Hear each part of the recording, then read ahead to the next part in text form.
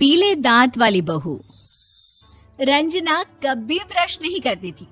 उसे कितनी बार उसके माँ बाप ने डांटा, लेकिन उसका कोई असर उस पर होता ही नहीं था, जिस कारण से उसके दांत पीले पीले हो जाते हैं।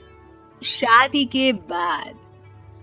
अरे बहू, वैसे तो तुझ में कोई कमी नहीं है, पर तेरे दांत इतने पीले कैसे हैं बेटा? कैसे मतलब? कोई सर्जरी थोड़ी ना कराइए। वो तो क्या नाम, मैं ब्रश नहीं करती थी तो पीले हो गए। अब क्या करूं? आप कहे तो लाल करवा लूं या फिर काले? यार ये क्या है, क्यों माँ से लड़ रही हो? लड़ रही हूँ?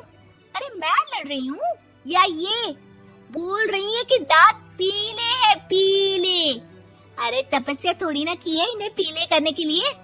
बकायदा ब्रश नहीं किया है 20 साल तक, तब जाकर। छी, कैसी बात कर रही हो? ये उस वक्त तो पीले नहीं थे जब हम लोग तुम्हें देखने आए थे। अरे तब साफ करवा लिया होगा डेंटिस्ट के पास जाकर। अब देखो कैसे पीले पीले लग रहे हैं। रंजना सास की तरफ गुस्से से देखती है। फिर शुरू हो गई पीले पीले पीले।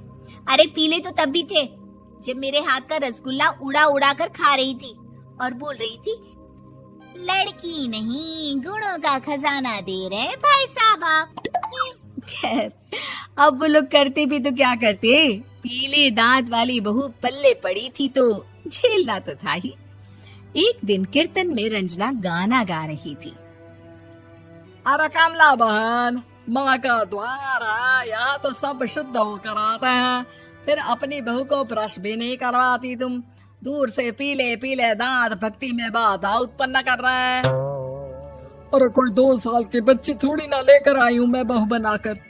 अच्छी खासी लड़की है, अरे कैसे करवाऊं ब्रश? ये तो उसे खुद करना चाहिए ना। अब माँ बाप तो इसके जैसे तैसे निपटा दिए, ये नहीं सोचा कि सास कैसे संभालेगी। सास बहू को लेकर घर आ जाती है, लेकिन सोच लेती है कि अब इसे लेकर कहीं नहीं जाएगी। अगले रोज बहू कहती है, अरे क्या हो गया, मंदिर नहीं जाना क्या? कीर्तन का वक्त हो रहा है। मेरी मधुर वाणी से कान्हा जी जागते हैं और सोते हैं। आप तो जानती है ना उनकी भक्ति में कितना मन लगता है मेरा। वो क्या है ना, तबीयत ठीक नहीं लग रही है मेरी, आराम करूंगी मैं। तबीयत ठीक नहीं लग रही? अभी तो मिथुन के गाने पर नाच रही थी आप, और अब बोल रही है कि तबीयत ठीक नहीं लग रही। अरे भक्ति में मन लगा लो सासू माँ, ऊपर जाना है, क्या मुंह दिखाओगी आप? हाँ? सास को बहू की बात पर गुस्सा आ जाता है। मैं क्या मुंह दिखाऊंगी, इसकी चिंता तो ना कर, समझी? अपने मुंह की चिंता कर, जो ये पीले पीले दांत लेकर हर जगह पहुंच जाती है। पता है लोग कितना मजाक बनाते हैं। ना जी ना, मैं नहीं जाना कहीं तेरे साथ। तो ये बात है। कोई ना, मत जाओ, मैं अपने कमरे में ही बैठकर भक्ति कर लूंगी। ऊपर वाला दांत थोड़ी ना देखता है, मन देखता है, भावना देखता है। और अरे बस बस, तू सब कुछ दिखा, बस ये सफेद चमकदार दांत ना दिखाना किसी को, है? जा यहाँ से। बहू को सास की बात का कोई फर्क नहीं पड़ता। वो तो जैसी थी वैसी ही रह जाती है। सुबह नहाकर किचन में खाना बनाना, फिर खाना खाना, कीर्तन भजन करना और सो जाना। एक दिन, माँ जी मैं सहेली के घर जा रही हूँ, शाम को लेट आऊंगी। हाँ हाँ तो जाना, मैंने कौन सा तेरी आरती करनी है घर पर बैठकर। रंजना सहेली के घर जाती है, जहाँ वो पार्टी में जाने की तैयारी कर रही होती है। अरे शिखा, कहाँ जाने की तैयारी कर रही है? मैं गलत वक्त पर आ गई क्या? अरे नहीं यार, उल्टा सही वक्त पर आई है।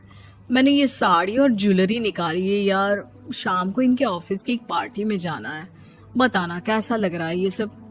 नहीं यार, इस ड्रेस के साथ तो वो वाली ज्वेलरी अच्छी लगेगी। हाँ हाँ सही बोल रही है, मैंने ध्यान ही नहीं दिया। वैसे तो हमेशा से मस्त फैशन सेंस रखती है। तो बड़ा जाती होगी ना पति के साथ पार्टी में। रंजना कुछ नहीं बोलती, बस सोचती है कि यार काश ये बात सही हो जाती, पर मैं क्यों नहीं जाती पार्टी में? क्या इन लोगों की कोई पार्टी होती नहीं होगी? रंजना घर आती है और रात में पति से सवाल करती है, एक बात बताइए, आप मुझे किसी पार्टी में क्यों नहीं ले जाते? क्या आपकी यहाँ ऑफिस में पार्टी नहीं होती? पति बेचारा क्या कहता कि दांत पीले हैं तुम्हारे इसलिए। अरे कोई पार्टी होती नहीं हम लोगों के ऑफिस में, तो कहाँ से लेकर जाऊं? और मार्केट, मॉल, कहीं वीकेंड घूमना, कहीं तो। अरे यार सारे हफ्ते में एक छुट्टी मिलती है, तो सोचता हूँ कि आराम ही कर लूं। क्यों? रंजना मन मार के रह जाती है। पहले कभी सास के साथ मंदिर जाया करती थी, लेकिन वो भी सास ने ले जाना बंद कर दिया। घर बैठी बैठी रंजना बोर हो जाती है। तभी उसे आइडिया आता है और वो मायके जाने का सोचती है। सासू माँ, 2 दिनों के लिए मम्मी के घर जा रही हूँ। अच्छा ठीक है, आराम से जा। और हाँ, माँ से कुछ अच्छी आदत सीख कर आना कि कैसे शरीर के हर भाग की तरह दांतों की सफाई भी जरूरी होती है, समझी? शुरू हो गई ना आप। वो लोग आपकी तरह नहीं है कि छोटी छोटी बात का बतंगड़ बना दे। उन लोगों के लिए मैं मायने रखती हूँ, ना कि मेरे पीले पीले दांत। रंजना माँ को बिना बताए उन लोगों को सरप्राइज देती है, लेकिन जैसे ही वो दरवाजे पर पहुंचती है, अंदर देखती है कि घर वाले कहीं जा रहे होते हैं। अब माँ, काश रंजना दीदी के दांतों वाली प्रॉब्लम नहीं होती, तो वो भी हम लोगों के साथ चलती ना बुआ जी की बेटी की शादी में। हाँ बेटा, लेकिन अब उसे कौन समझाए कि उसको उसके पीले दांत नहीं दिखते, लेकिन उसके आसपास के लोगों को कितना एम्बैरेसिंग फील कराते हैं। मुझे तो कितनी बार उसके स्कूल की टीचर ने शिकायत की कि उसके साथ कोई लड़की बैठना भी नहीं चाहती, और ना ही कॉलेज में कोई उससे बात करना चाहता था। लेकिन पता नहीं क्यों उसे ये बात समझ में ही नहीं आती। कोई कमी नहीं है उस लड़की में, बस यही कि दांत पीले हैं। वो तो भला हो जीजाजी और उनकी माँ का, जो दीदी को जैसी है वैसे ही रखा हुआ है। रंजना को अपने घर वालों की बात सुनकर बहुत दुख होता है। वो सोचती है कि वो क्या करे, लेकिन फिर वो सीधा डेंटिस्ट के पास जाती है, अपने दांत चमकाती है और कसम खाती है कि वो रोज ब्रश करेगी। अरे क्या हो गया? तुम तो 2 दिनों के लिए गई थी ना, पर कोई ना, अच्छा है, चलो आ गई तो। रंजना सास के सामने आकर खड़ी हो जाती है और पूरी स्माइल करती है, उसके चमकदार दांतों को दिखाती हुई। हैं? चले मंदिर?